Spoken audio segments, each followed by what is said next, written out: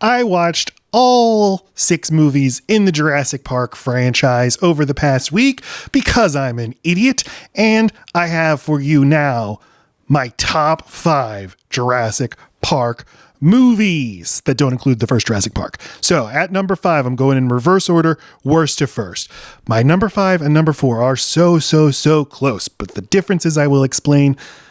Hence, number 5, the worst movie in the series, Jurassic World Dominion. My problems with this movie and the number 4 ranked movie are very similar, and they are all the fault of the same man, and I will detail what he does so poorly.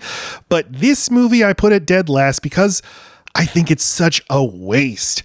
One, you have the original cast back, you have Sam Neill, Laura Dern, Jeff Goldblum back, and you give them nothing to do. And so we, who love these legends, just feel embarrassed for them. And we can't blame them for giving such half-assed performances. I would too. They make fucking Sam Neill say to Chris Pratt, "Owen Grady, I know you. You train raptors." Ugh.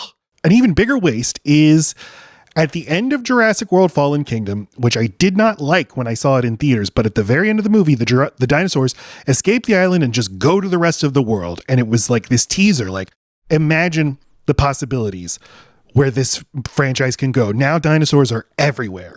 And Jurassic World Dominion is like, nah, never mind. That's not interesting. We're just going to do the same thing we've done the whole series. Instead of a dinosaur island this time, it's a dinosaur nature preserve. It's like a landlocked island, basically.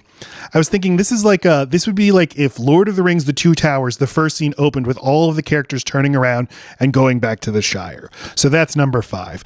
The second worst Jurassic Park movie is Jurassic World. Now, both of these movies were directed by Colin Trevorrow, and I don't want to pile on the man. He seems like a nice guy.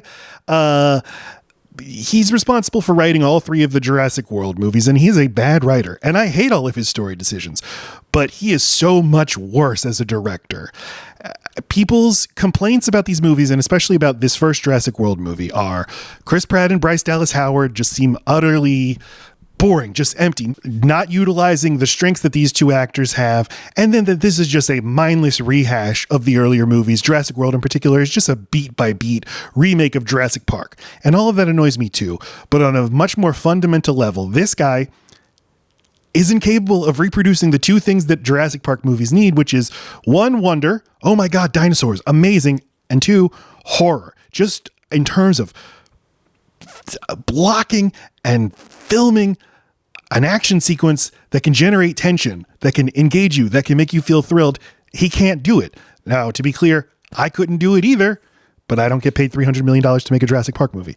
So that's why I give this a slight edge because over Jurassic World Dominion, because 1, it's not wasting the legendary actors, and 2, you know, even though it's a remake of Jurassic Park, you're still remaking Jurassic Park, so you have that sort of fun story to follow. A significant leap up, the third, number 3 in my list of best Jurassic Park movies that don't include Jurassic Park, is The Lost World Jurassic Park, a movie I've seen 700 times in my life. But even when I was a kid, I didn't like this movie very much. I couldn't articulate what didn't work for me, but I could feel like, I want this to be better than it is, but I still watched it a billion times.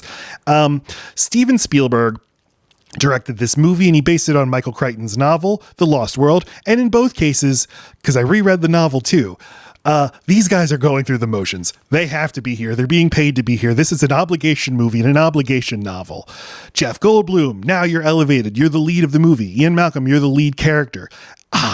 Bad miscalculation. He just slips into the background of both the movie and the book.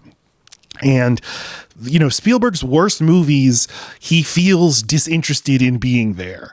But there is a stretch in Lost World for about 20 minutes where the trailers go over the cliff where Spielberg just can't help himself, but he makes one of the most gripping and scary set pieces in his whole career. It might actually be the best stretch of any Jurassic Park movie. This is not a good movie, but I feel like it might be the most essential Jurassic Park sequel. Like if a genie said you can only save one Jurassic Park sequel, this would be the one I would save. Okay, at number 2, a movie that really improved for me when I watched all these movies in a row is Jurassic World Fallen Kingdom. And maybe I literally watched this back to back with Jurassic World on the same night. And just the opening scene that takes place in the water, you have a little submersible, and then on screen, in the frame, the giant megalodon, whatever dinosaur, and just this basic shot is so much more extraordinary than anything in Jurassic World. You're like, oh my God, scale, wonder, horror, terror. I can't believe it. You know, suddenly J.A. Bayona is a good and accomplished horror movie director. He knows what he is doing. Chris Pratt and Bryce Dallas Howard, they're not good in this movie, but they're leaps and bounds better than they are in the other two. Like, Chris Pratt gets to do some physical comedy. He gets to have the scene where he's paralyzed and he's just kind of like rolling around as lava comes near him. And just basic stuff like the volcano exploding and everybody having to escape it. Basic ticking clock thing. There's tension in this movie. There's propulsive energy. And then the very interesting decision to relocate the entire movie into a mansion. Jurassic Mansion.